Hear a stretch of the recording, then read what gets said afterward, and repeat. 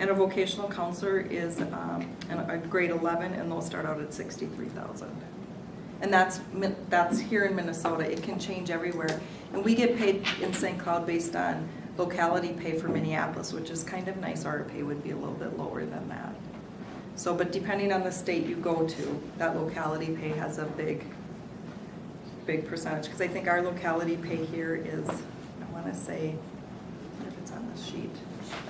Let me look again, I can't see. Frank, let's see with you.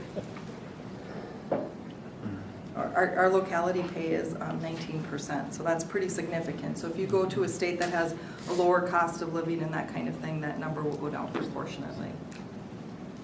So,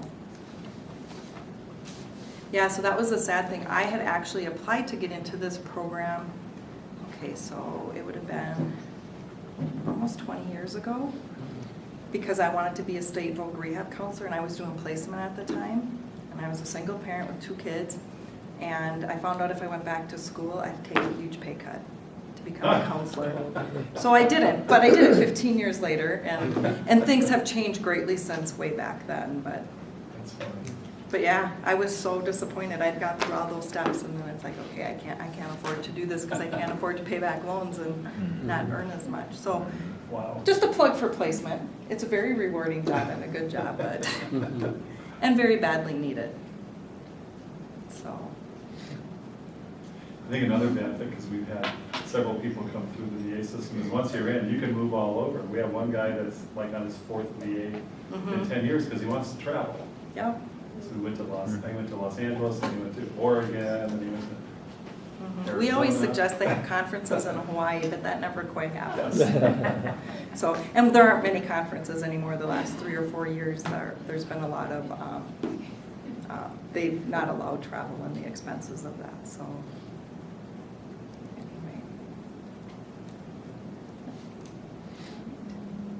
Well, if there's nothing else. Do you have cards on you? I do.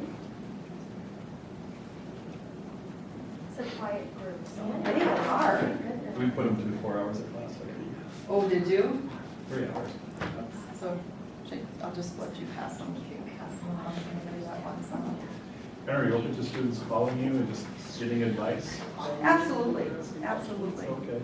Yeah, I have a couple I'm working with pretty closely that graduated within the last year. I think I know who they are. Yeah. So.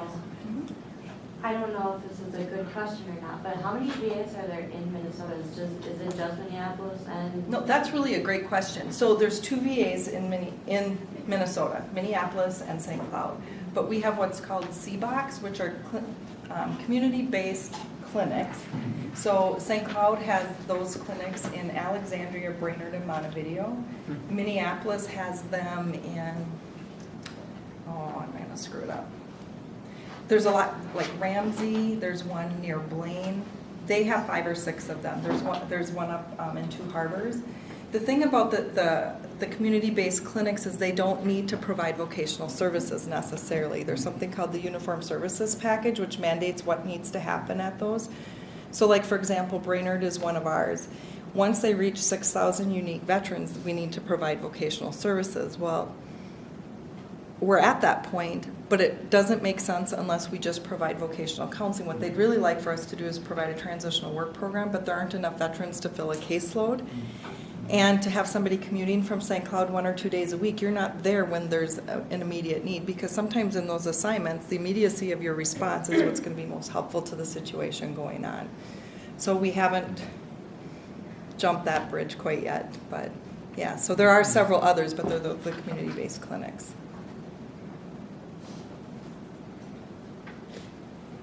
Good question. Excited with that. Yeah. And how many do you supervise now? Where's your training?